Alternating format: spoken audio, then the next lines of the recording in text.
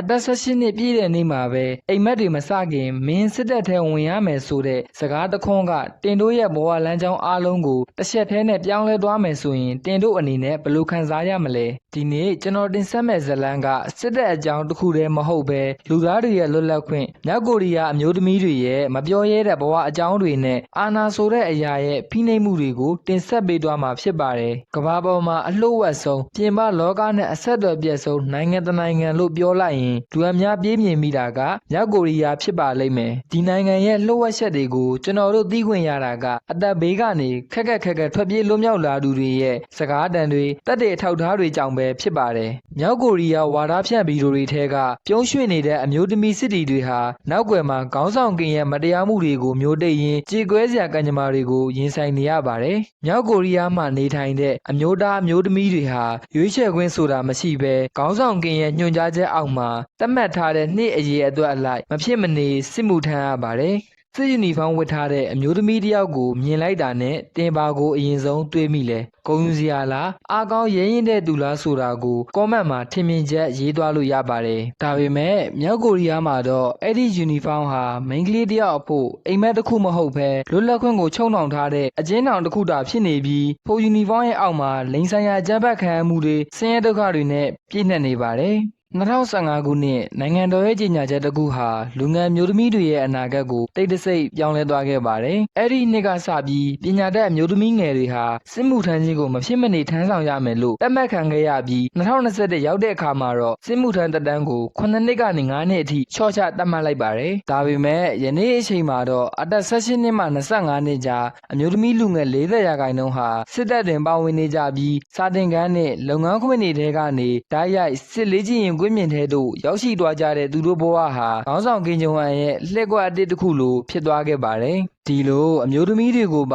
ါစစ်တပ်ထဲတွင်းရတဲ့အဓိကအကြောင်းရင်းကတော့1994-98ခုနှစ်မှာဖြစ်ပွားခဲ့တဲ့ငတ်မွတ်ခေါင်းပါမှုကြောင့်ကလေးသေဆုံးမှုနှုန်းမြင့်မားစေခဲ့ပြီးဝေဖွားမှုနှုန်းကျဆင်းခဲ့တဲ့အကျိုးဆက်ဟာနှစ်ပေါင်းများစွာကြာပြီးနောက်စစ်သားအင်အားကျော်နှံ့မှုအဖြစ်ပြန်လည်ပေါ်ပေါက်လာတာကြောင့်ပဲဖြစ်ပါတယ်။နောက်ပြီးစစ်မှုထမ်းဖို့ရွေးချယ်ခံရမယ့်အမျိုးသမီးတွေဟာခက်ခဲတဲ့ရုပ်ပိုင်းဆိုင်ရာစံတမ်းမှုတွေကိုရင်ဆိုင်ရပါတယ်။2012ခုနှစ်ကစပြီးအရက်အမြင့်ကို4ပေ6လက်မအဖြစ်တိတိကျကျတတ်မှတ်လိုက်ရုံနဲ့မက TB နဲ့ Hepatic လိုကူးစက်ရောဂါတွေကိုပါအဓိကစစ်ဆေးလာခဲ့ပါတယ်။ဒါပေမဲ့အလွန်ထူးချွန်တဲ့ကျောင်းသားတွေဟာတခါတလေစစ်မှုထမ်းခြင်းကနေလွတ်မြောက်နိုင်တယ်လို့လည်းခန့်မှန်းကြပါတယ်။ဆင်းရဲဒုက္ခတွေနဲ့ပြည့်နှက်နေတဲ့မြောက်ကိုရီးယားမှာတော့တင်တို့နဲ့မတူပဲစစ်တပ်ထဲဝင်ကျင်နေကြတာဟာမြောက်ကိုရီးယားဝေါ်ပါတီရဲ့အဖွဲ့ဝင်ဖြစ်ရှင်တာကြောင့်ပဲဖြစ်ပါတယ်။ဒါကြောင့်ပါတီဝင်ဖြစ်သွားတဲ့အခါလူမှုအဆင့်အတန်းမြင့်မားပြီးအနာဂတ်ဘဝပုံမူတည်ငြိမ်ကအောင်မြင်မှုအတွက်အာမခံချက်ရှိမယ်လို့ယုံကြည်ကြပါတယ်။ဒါပေမဲ့သူတို့ဘဝဟာစိတ်ကူးထားသလိုမဟုတ်ပဲဂေါ်ဘီတို့ဟင်းရည်နဲ့ထမင်းအနှဲငယ်ကိုသာစားကြရတာကြောင့်အာဟာရမပြေဝတဲ့အမျိုးသမီးတွေဟာအမျိုးသားတွေနီးတူစိုက်ပျိုးရေးနဲ့ဆက်လုပ်ရေးလုပ်ငန်းတွေကိုပင်ပန်းကြီးစွာလှုပ်ဆောင်ကြရပါတယ်။နောက်ပြီးမြောက်ကိုရီးယားအမျိုးသမီးစစ်တီတွေဟာအမျိုးသားတွေနီးတူပင်ပန်းကြီးစွာလုပ်ကင်ပြီးတဲ့အချိန်မှာတောင်မိဖို့ကြောင့်နဲ့အခြားတန်ရှင်းရေးလုပ်ငန်းတွေကိုပါထပ်ဆောင်လုပ်ကင်ရလေ့ရှိပါတယ်။သူတို့ရဲ့နေထိုင်မှုပုံစံဟာအခန်းချင်းလေးထဲမှာအမျိုးသမီး24ယောက်လောက်စုပြုံနေထိုင်ကြရကြုံတာမကသူတို့အိပ်ရတဲ့မှုရဟာလည်းနေ့စဉ်အလုပ်ပင်ပန်းမှုကြောင့်ထွက်လာတဲ့ရွှေတွေနဲ့ဆူချွဲနေတတ်ပါတယ်2015ခုနှစ်လောက်ထိဂျာဒီတွေးစင်းစဉ်အသုံးပြုတဲ့ပစ္စည်းတွေမလုံလောက်တာကြောင့်ပဋိစ္စတွေကိုဒါရှော့ဖို့အသုံးပြုရပြီးအာဟာရချို့တဲ့မှုနဲ့အေးထန်တဲ့စိတ်ပီစီးမှုတွေကြောင့်အမျိုးသမီးတော်တော်များများဟာဂျာဒီတွေးမစင်းတော့တဲ့အခြေအနေအထိကြုံတွေ့ခဲ့ရပါတယ်နောက်ပြီးရေချိုးဖို့ဆိုရင်လည်းပိုက်ထဲကနေလာတဲ့ရေအေးကိုဒါအသုံးပြုရပြီးတခါတလေအဲ့ဒီပိုက်ထဲကနေဖားတွေမွေတွေထွက်လာတတ်ပါတယ်အထက်ဆိုရတဲ့အခြေအနေကတော့အထက်လူကြီးတွေရဲ့ကိုတီးလျက်စော်ကားမှုနဲ့လိမ်မိုင်းဆိုင်ရာအကြမ်းဖက်မှုတွေပဲဖြစ်ပါတယ်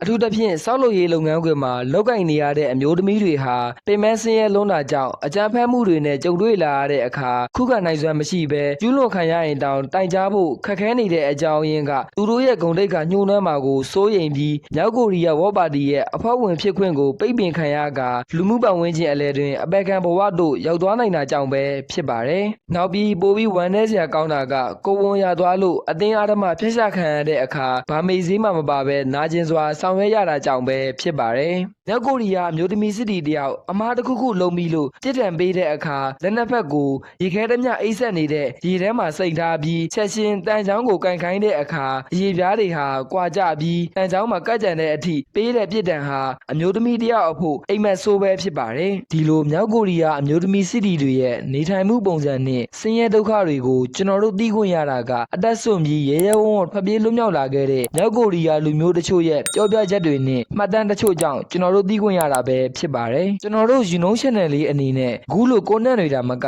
Entertainment knowledge history စတဲ့အကြောင်းအရာတွေကိုလူချင်းမင်းတို့အတွက်တင်ဆက်ပေးမှာဖြစ်တာကြောင့်စိတ်ပါရင် subscribe လုပ်ခဲ့လို့ရပါတယ်အခုမြောက်ကိုရီးယားစစ်တပ်အတွင်းမှထူးထူးဆန်းဆန်းဖွဲ့စည်းထားတဲ့အမျိုးသမီးအဖွဲ့တစ်ဖွဲ့အကြောင်းကိုတင်ဆက်ပေးမှာဖြစ်ပါတယ်အဲ့ဒီအဖွဲ့ကိုကီကျူမိုလို့ခေါ်တဲ့ကျော်တော်ဆက်အဖွဲ့အဖြစ်လူဒီများပြီးအဖွဲ့အတွက်ရွေးချယ်ခံရမယ့်အမျိုးသမီးတွေဟာငယ်ရွယ်နှုပြိုပြီးအရက်အမြင့်9ပေ9လက်မအောက်ရှိတဲ့အမျိုးသမီးလူဦးရေ2000ဝန်းကျင်ခန့်ဖြင့်စတင်ဖွဲ့စည်းခဲ့ပါတယ်သူတို့ကိုအဖွဲ့3ဖွဲ့ခွဲထားကဖြောပြရေးအနှိမ့်နဲ့အပန်းဖြေအတွက်တာမကအစင်းမြင့်အရာရှိတွေအတွက်ပါလိမ်မိုင်းဆိုင်ရာဝန်ဆောင်မှုတွေကိုထိုအဖွဲ့အနေနဲ့ဖြည့်ဆည်းပေးရပါတယ်စစ်တပ်အတွင်းမှာဖြစ်တာကြောင့်ထိုအဖွဲ့ရဲ့နောက်ွယ်မှာဘာတွေဖြစ်ပျက်နေတယ်ဆိုတာကိုမြောက်ကိုရီးယားပြည်သူတွေအနေနဲ့သိရှိဖို့ဆိုတာအလွန်ခက်ခဲပါတယ်ဒီလိုဖြစ်ရပ်တွေကိုကျွန်တော်တို့ကြားသိရတဲ့အခါကျွန်တော်တို့ခံစားရတာကတော့လွတ်လပ်မှုရဲ့တန်ဖိုးပဲဖြစ်ပါတယ်မြောက်ကိုရီးယားအမျိုးသမီးငယ်တွေဟာသူတို့ရဲ့ဘဝရုပ်ပိုင်းဆိုင်ရာနဲ့စိတ်ပိုင်းဆိုင်ရာလုံခြုံမှုတွေကိုစတေးပြီးရှင်သန်နေရတဲ့အချိန်မှာ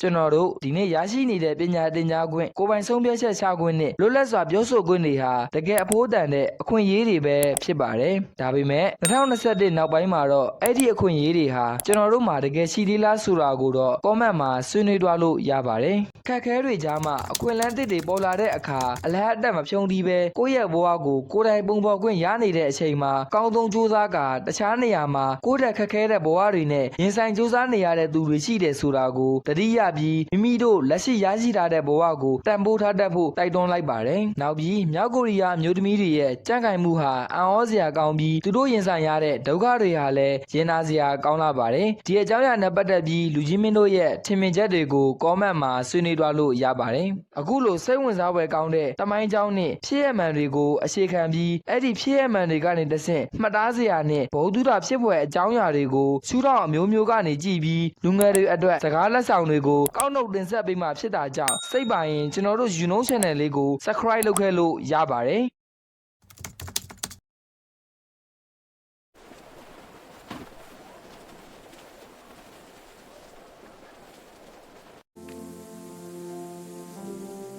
Let's go for a swim. Great idea! Move it. We're here. Let's lift on 3. Comrades, the hour of destiny is here. Prove your loyalty. Forward to victory. 도와주세요. 이제 안전합니다. 자유를 찾아 여기까지 왔어요. 이제 새로운 삶을 시작할 수 있습니다. 경애하는 최고領導者、国の実現が